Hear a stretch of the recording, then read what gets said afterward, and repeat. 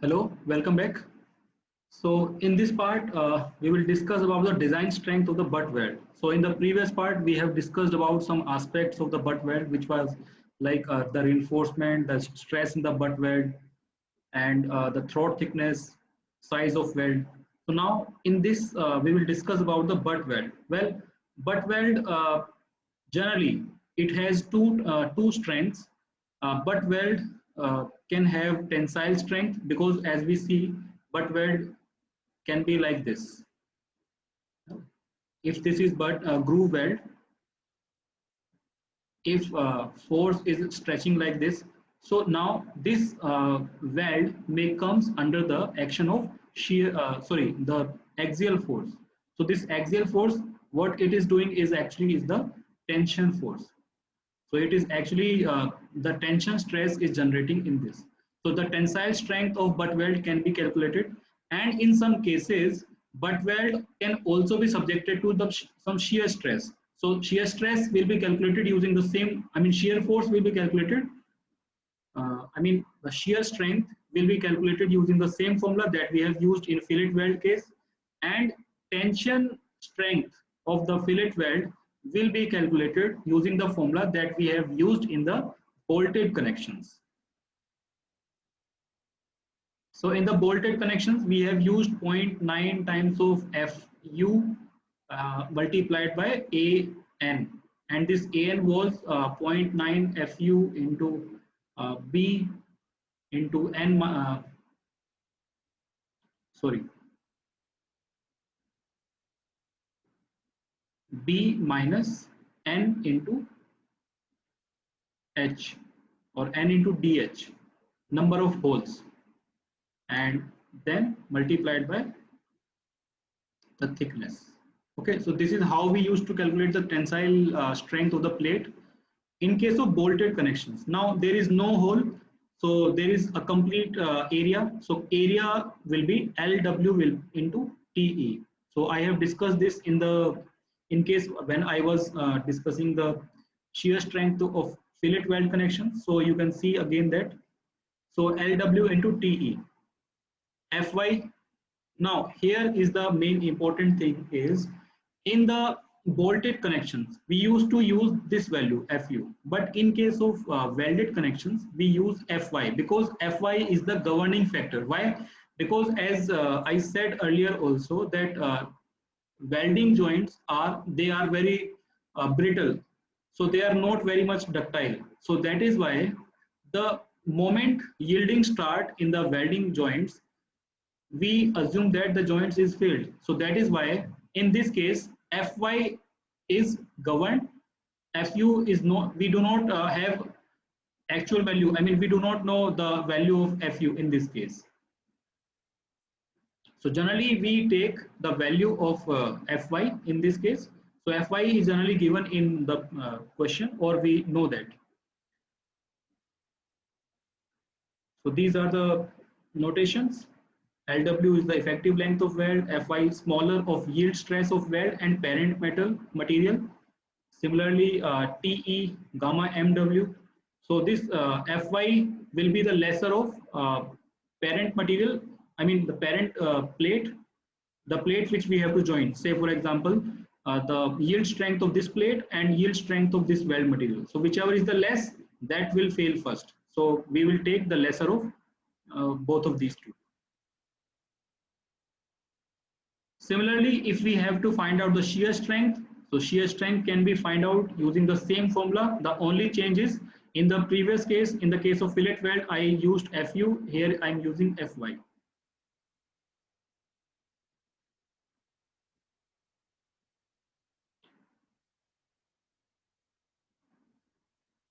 Now, another important thing is when we have to find out stresses stresses due to individual force. Say for example, if a joint is subjected to tension, or if a joint is subjected to shear only.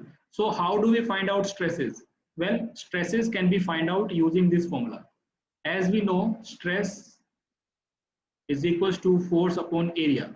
So in this case, area is what? Area of the weld. So LW into TE. So this stress will be the actual stress due to the load in the weld. So this stress should not exceed the yield strength of the weld. So that is why, to check that, generally what we do is we try to find out the actual stresses so that we can compare if those stresses are not exceeding the yield strength of the weld. So if by chance this FA or Q value, if it is increasing, then what we do? We generally, to decrease the value of FA, we generally increase the value of LW. Okay, so this is how this calculation of stress is done. So we will see that using an example. So FA is the normal stress. If the joint is in tension, in that case we calculate FA. If the joint is in shear, in that case we calculate the Q value. So this Q value and FA value depends on the nature of force. What kind of force is there? If it is axial force, tension force, or compression force, or if there is a shear force. So in the simple connections, these are the forces like tension and shear. They may encounter individually, but in some of the complicated connections, they may come in combinations. So like in here, I'm showing if the stresses are in combination, like there are some complicated connections. For example, like this is a column and this is a bracket. Say for example, this is the bracket. So if there is a force like this, and if it is connected by weld at this point, so this weld will be in two stresses, like, because it will be in the stress, it will be in the tension as well. So in that case, what we do is we try to find out the equivalent stress that is being experienced by this weld because of the action of tension force, because of the action of shear force. So we are not going to design this in our course, but that is just for your information. So in that case, what we do is we calculate the equivalent force, equivalent stress, and equivalent stress is calculated using the value of FA and Q. FA is the tensile stress, or it may be the compressive stress, depending on the case. Q is the shear stress, and this value should not exceed this value. Well, this is the strength of material.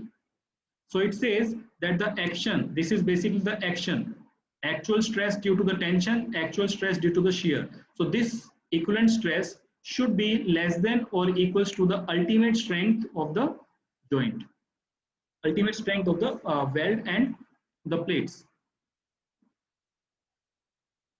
Similarly, in some more complicated structures, joint may be subjected to many type of stresses at the same time, like some of the cases they may be subjected to bearing stress, or they may be subjected to bending stress, or tensile stress, or shear stress. So in that case, what we do is again we calculate the equivalent stress by using those values. Okay.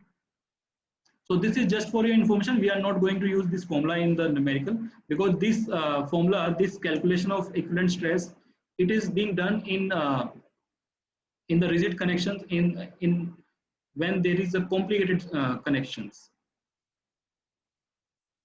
So we will be using only the first three formulas that I have discussed: tension force, individual force, and the shear force formula. So now in the next part, we will be solving the numericals. So this is a theoretical part that I have covered using these references. Thank you.